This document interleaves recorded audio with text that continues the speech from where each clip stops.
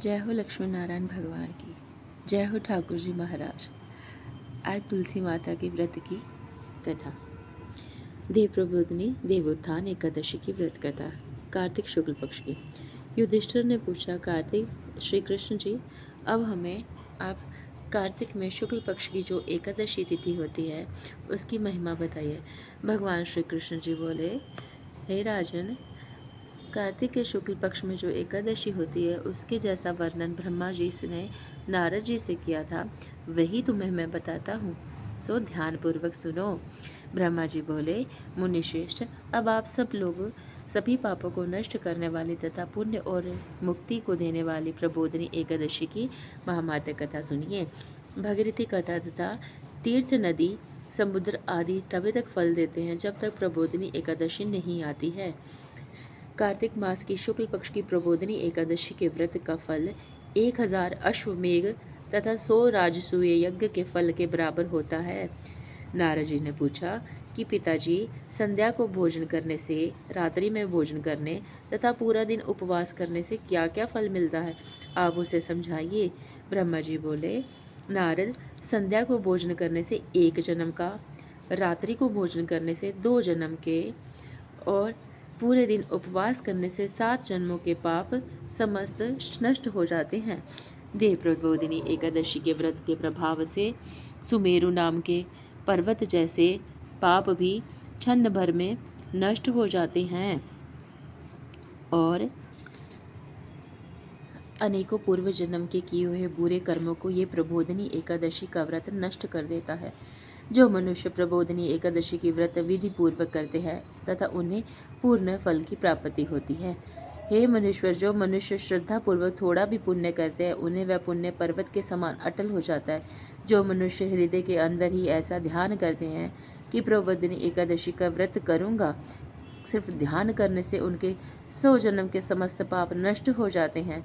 जो मनुष्य प्रबोधिनी एकादशी के दिन रात्रि को जागरण करते हैं उनकी बीती हुई तथा आने वाली 10,000 पीढ़ियाँ तक विष्णु लोक में जाकर के निवास करती हैं, और जो नरक में अनेक दुखों को भोगते हुए पितरलोक विष्णु लोक में जाकर के सुख भोगते हैं। ब्रह्म हत्या आदि पाप भी प्रबोधिनी एकादशी के पाप व्रत करने से नष्ट हो जाते हैं।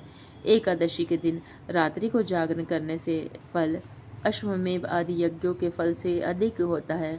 समस्त तीर्थों में जाने तथा गो, स्वर्ण, भूमि आदि के दान का फल कार्तिक मास की शुक्ल पक्ष की प्रबोधिनी एकादशी की रात्रि में जागरण करने के फल के बराबर होता है।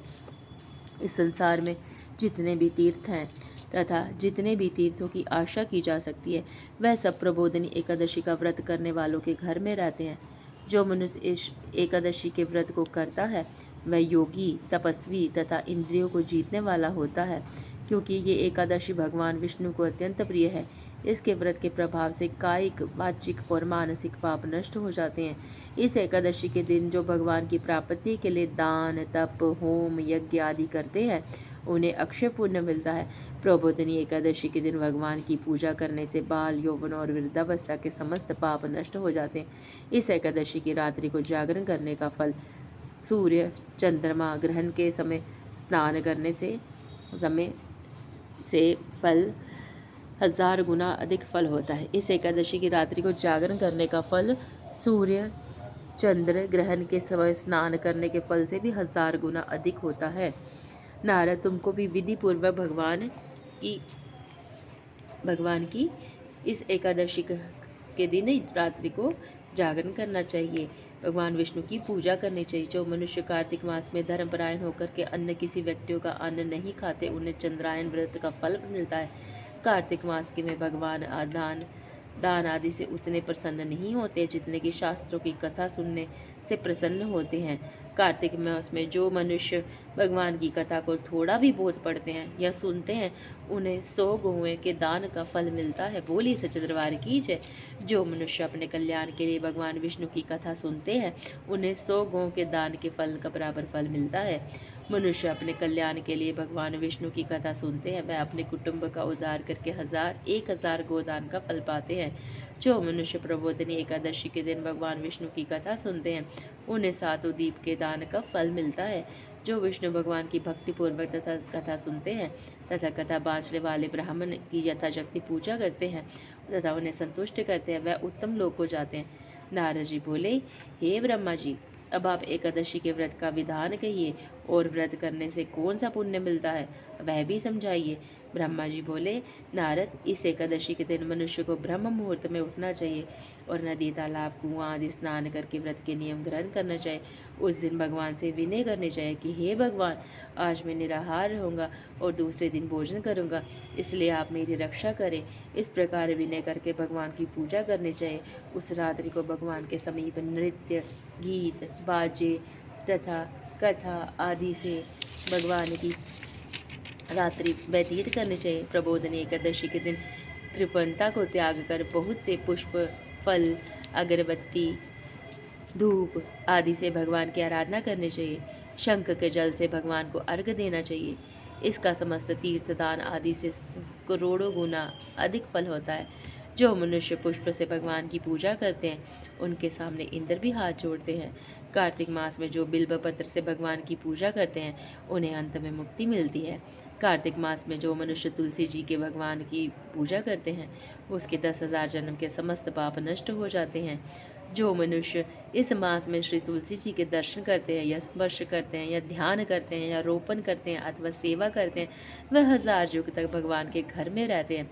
समस्त मनोकामनाओं को पूर्ण करने वाला भगवान कदम्ब पुष्प को देखकर अत्यंत प्रसन्न होते हैं। यदि उसकी कदम्ब के पुष्प से पूजा की जाए तो मनुष्य यमराज को नहीं देख पाते हैं। जो गुलाब के पुष्प से भगवान की पूजा करते हैं, उन्हें मुक्ति मिलती है। जो मनुष्य बकुल और अशोक के फूलों से भगवान की पूजा करते हैं, वह अंतकाल तथा शोक से रहित रहते हैं। जो मनुष्य भगवान विष्णु की सफ़ेद और लाल कनेर से फूलों से पूजा करते हैं, उन पर भी भगवान अत्यंत प्रसन्न रहते हैं। जो मनुष्य विष्णु भगवान की दुर्वा दल से पूजा करते हैं, वह पूजा के फल से 100 गुना अधिक फल पाते हैं।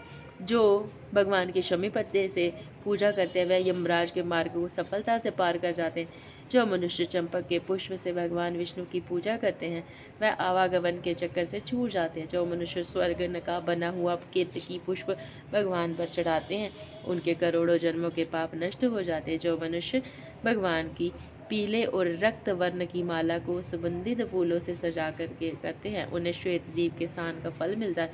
इस प्रकार रात्रि में भगवान की पूजा करके प्रातःकाल शुद्ध जल की नदी में स्नान करना चाहिए। स्नान के पश्चात भगवान की पूजा करनी चाहिए। इसके बाद इस व्रत की समाप्ति के लिए ब्राह्मणों को भोजन कराना चाहिए और दक्षिणा देकर मीठे वाक्यों द्वारा सभा करनी चाहिए। इसके उपरांत भोजन को और दक्षिणा से गुरु की पूजा करनी चाहिए। ब्राह्मणों और बहुत सी दक्षिणा दे करके इस नियम को पूरा चाहिए। रक्ष ब्राह्मणों को यथाशक्ति दान देना चाहिए, शक्ति देना चाहिए। जिस ब्राह्मण को रात्रि में भोजन कराए, उसे स्वर्ण सहित बैल दान कराना चाहिए। जो मनुष्य यात्रा स्नान करते हैं, उन्हें दही और शहद दान करना चाहिए। जो मनुष्य फल की आशा करते हैं, उन्हें फल का दान करना चाहिए। जिन मनुष्य को तेल की जगह घी और घी की जगह दूध और अन्न में चावलों का दान करना चाहिए।